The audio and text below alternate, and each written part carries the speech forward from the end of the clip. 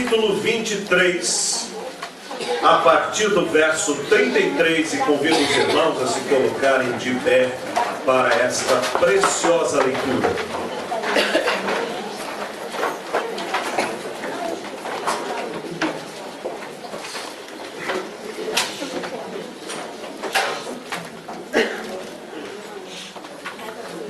Lucas 23, a partir do 33, diz assim: Quando chegaram ao lugar chamado Calvário, ali o crucificaram, bem como os malfeitores, um à direita, outro à esquerda. Contudo, Jesus dizia: Pai, perdoa-lhes, porque não sabem o que fazem. Então, repartindo as vestes dele, lançaram sortes. O povo estava ali e a tudo observava. Também as autoridades observavam e zombavam e diziam: salvou os outros, a si mesmo se salve, se de fato é o Cristo de Deus, o escolhido. Igualmente os soldados o escarneciam e, aproximando-se, trouxeram-lhe vinagre, dizendo: se tu és o rei dos judeus, salva-te a ti mesmo. Também sobre ele estava esta epígrafe, em letras gregas, romanas e hebraicas: este é o rei dos judeus. Um dos malfeitores crucificados blasfemava contra ele, dizendo: não és tu o Cristo? Salva-te a ti mesmo e a nós também. Respondendo-lhe, porém, o outro repreendeu-o, dizendo: nem ao menos temes a Deus, estando sob igual sentença? Nós, na verdade, com justiça, porque recebemos o castigo que os nossos atos merecem. Mas este nenhum mal fez. E acrescentou: Jesus, lembra-te de mim quando vieres no teu reino. Jesus lhe respondeu: em verdade te digo, que hoje estarás comigo no paraíso. Podem sentar-se, não fechem suas Bíblias.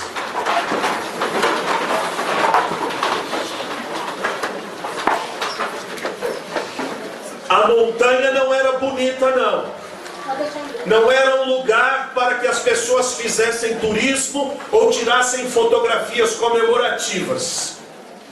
Era uma montanha fétida, cheia de carniças e de pedaços de ossos.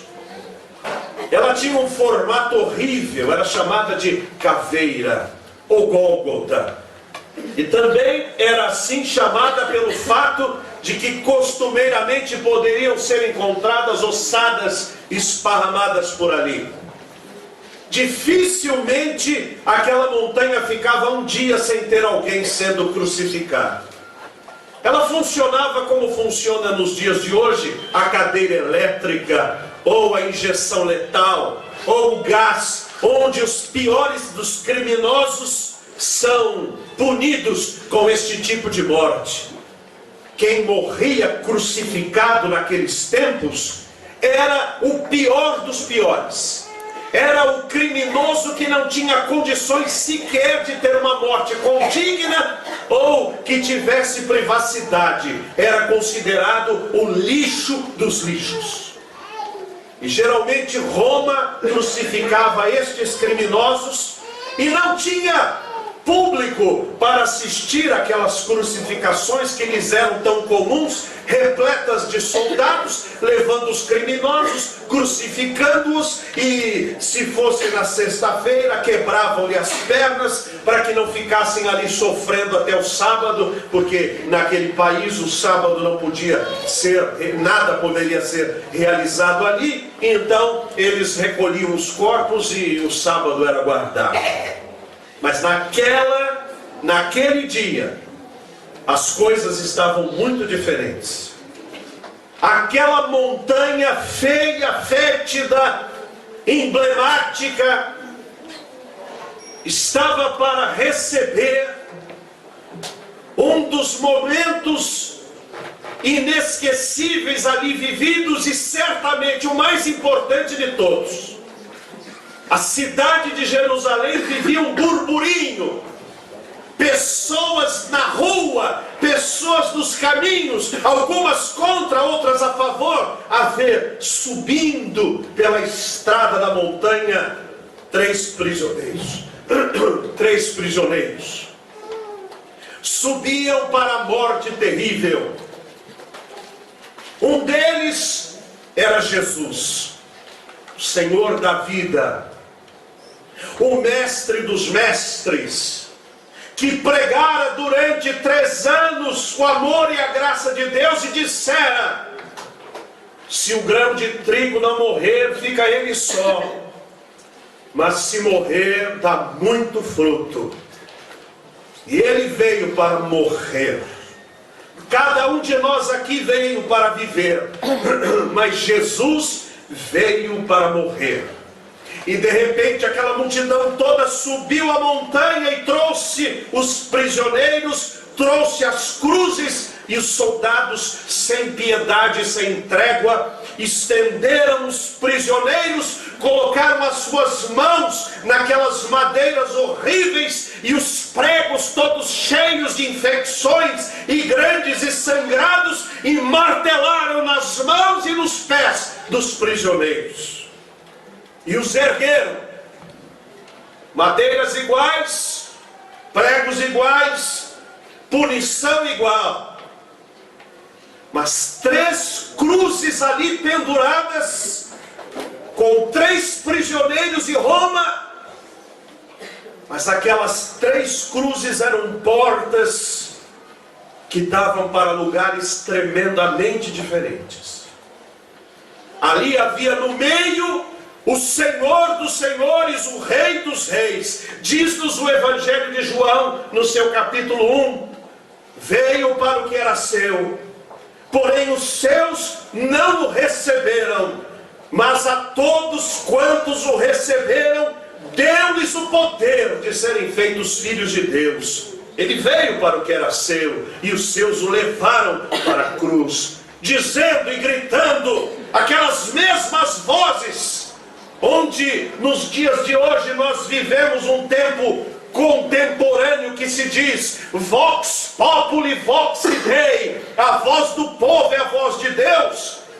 Dias antes aquelas vozes diziam assim: bendito que vem em nome do Senhor.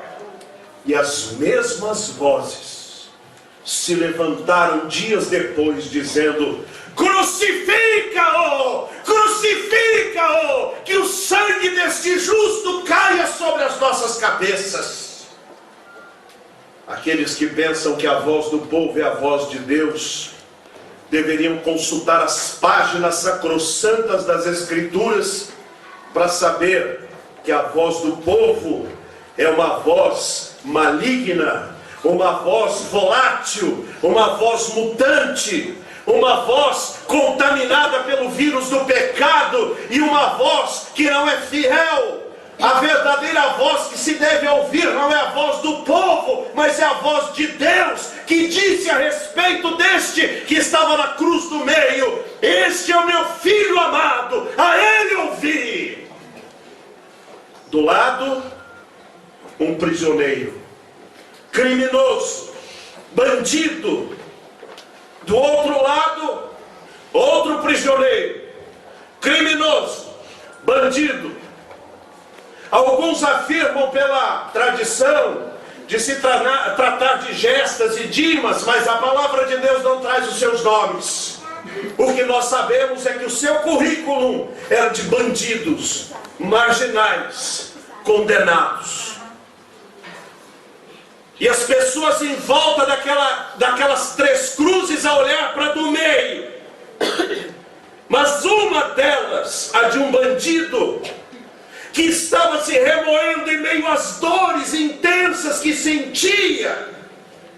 Ele que provavelmente não passou pelo que Cristo passou, com as chicotadas que os soldados lhe deram. Ele que não tinha na sua fronte uma coroa de espinhos que sangrava, doía e infeccionava. mas que sofria as dores de todos os nervos a repuxar e o corpo a tentar sair pela lei da gravidade, e entortando-se todo, gritava, olhando para Jesus: aí, desce daí, você não disse que era o Filho de Deus? Se salve daí, tire a gente daqui. Esta cruz é a cruz que zomba, é a cruz que, mesmo estando condenada, não consegue ver o porquê de estar ali, não consegue enxergar que é digna daquilo, e ainda quer pedir e reivindicar e clamar, fazendo de Deus um mero garçom para lhe servir alguma coisa. Desce daí e me dá a liberdade, me dá a salvação, me dá a vida que eu preciso sair desta cruz. Essa cruz se chama a cruz da perdição. É a cruz aonde a humanidade está, porque ainda bate no peito e diz: Deus tem que me abrir o céu, porque eu sou bom, eu não mato, eu não roubo, eu não bebo, eu não fumo, eu nada.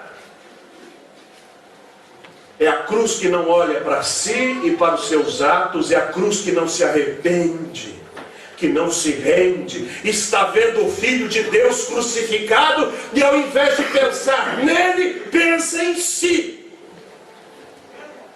Essa é a primeira cruz, a cruz da perdição. Do lado de lá estava outra, com outro bandido, mas o portar daquele outro homem era diferente. Ele também era criminoso. No entanto, as suas palavras primeiro foram de ralhar com o seu companheiro de punição. Disse ele: pare com isso! Você não tem medo de Deus? Você não teme a Deus nem estando sobre a mesma penalidade? Oh, meu amigo, lembra que você está aí e eu também, porque nós merecemos. Os nossos fatos, os nossos atos, o nosso comportamento nos trouxe aqui. Mas ele não fez nada para estar aqui. Esta é a chamada cruz do arrependimento. Eu estou nesta cruz porque mereço. Eu sou pecador e eu deveria estar aqui. É o que este ladrão está dizendo. Ele está dizendo para o outro, o da cruz da perdição, que o outro não deveria pensar que está ali injustamente. A Bíblia diz: tudo o que o homem semear, isto também ceifará. E diz-nos as Escrituras que o salário do pecado é a morte. Por isso não havia nenhum absurdo entre estes ladrões estarem morrendo ali, porque eram pecadores. E todos pecaram e separados estão da glória de Deus. Aquele ladrão dizia: você está aí porque merece, e eu também. E então ele aponta para a cruz do meio e diz: mas este, ele não fez nada para estar aí. Ele não precisava estar aí. Ele não está debaixo da mesma condenação que você e eu. Por isso você não deve insultá-lo. E ao invés de falar outra coisa ou insultar o mestre, este ladrão olha para Jesus e diz para ele, nas mesmas dores que estava sofrendo: Senhor, Senhor, lembra-te de mim quando vieres no teu reino. Lembrar de um ladrão? Lembrar de um bandido? Lembrar de uma pessoa punida, de uma pessoa que não seria digna para entrar numa casa? Lembrar? Sim, porque o que este ladrão está pedindo não é lembrar para outra para a sociabilidade é: Senhor, quando vieres no teu reino, tem misericórdia de mim. Lembra-te de mim, lembra-te deste coitado, deste miserável que morreu do teu lado e que merecia morrer. É a cruz do arrependimento de quem bate no próprio peito e diz: sou pecador.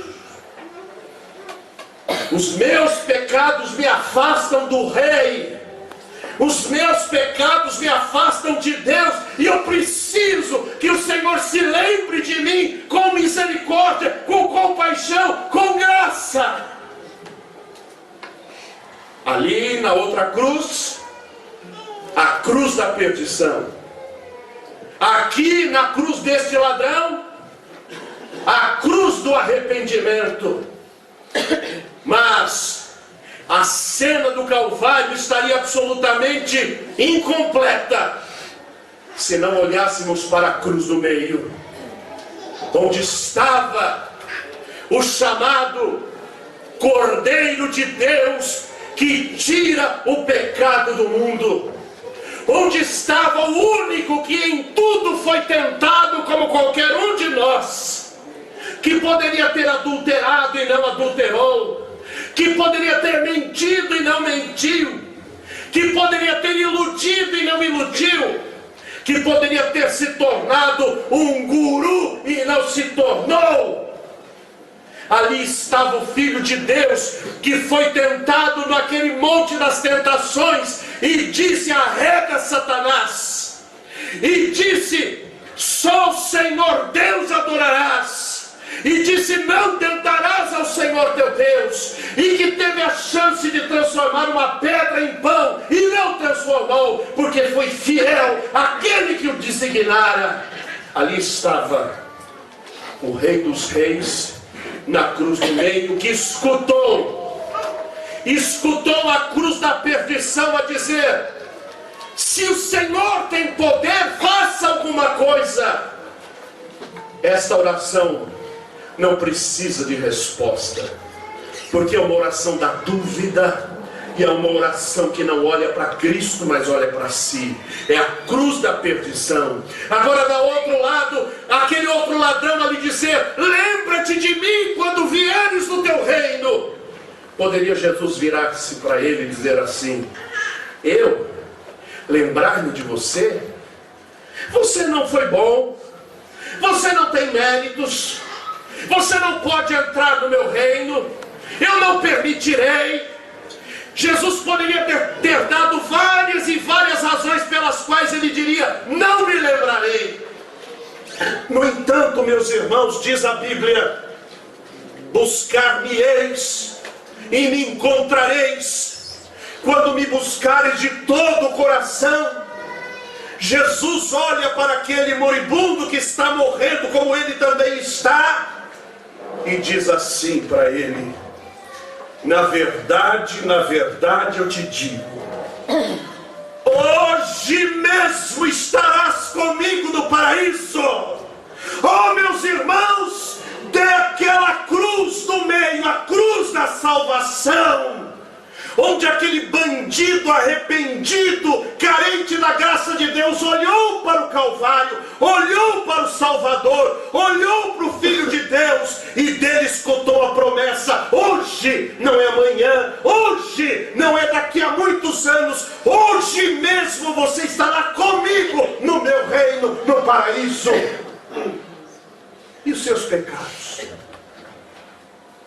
Morrer na cruz ali não resolveria o problema do ladrão, mas os pecados do ladrão estavam sendo pagos na cruz do meio, porque Jesus era o sacrifício pelos nossos pecados.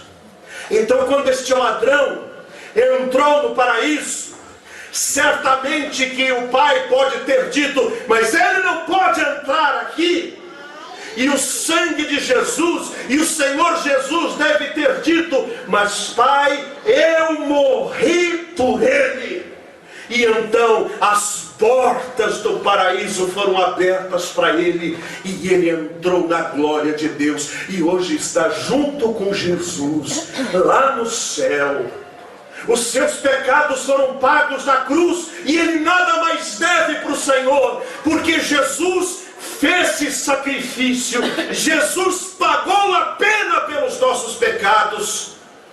A cruz da perdição, pelo contrário, levou aquele ladrão para o inferno, e de lá aquele homem jamais escapará, pois diz a Bíblia que o sofrimento no inferno é pelos séculos dos séculos.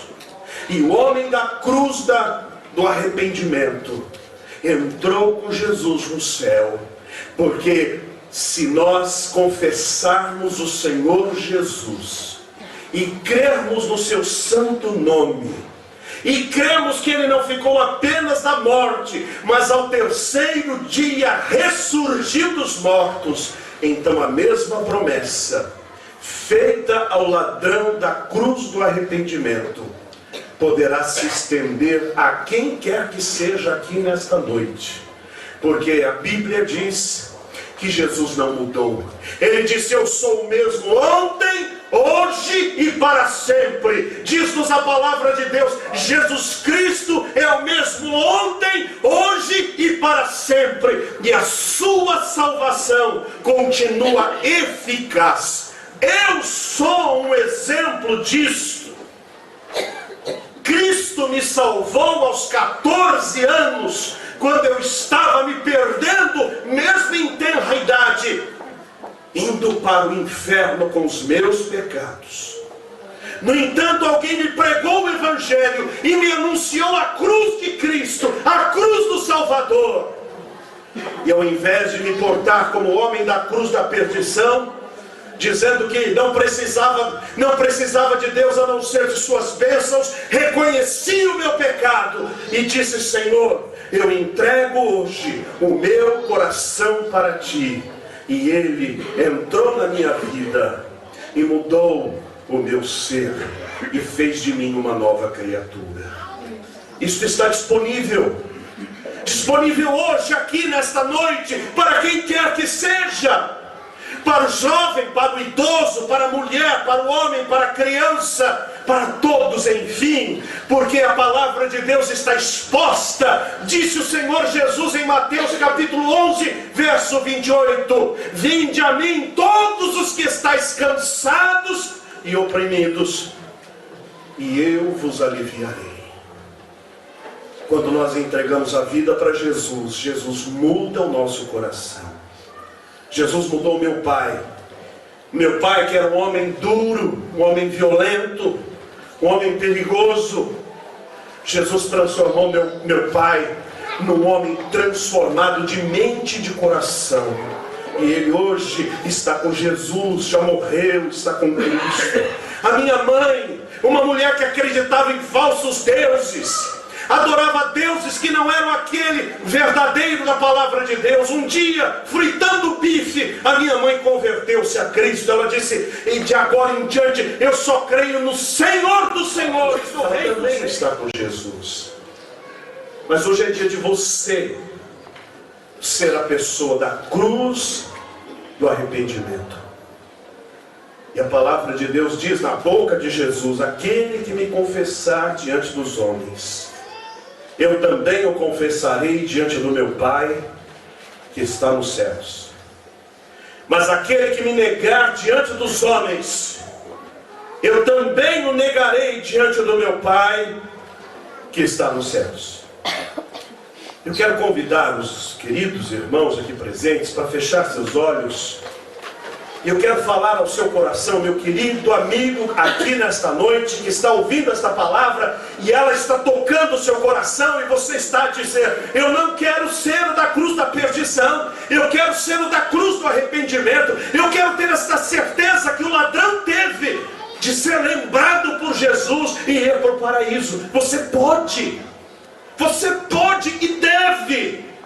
Deus não o trouxe aqui à toa, mas para ter na sua vida a presença do próprio Senhor da cruz do meio, que não está mais na cruz, está no céu, assentado no trono da glória, e vai voltar, e Ele vem buscar aqueles que, a semelhança do ladrão que se arrependeu, também disseram: Senhor, lembra-te de mim quando vieres no teu reino.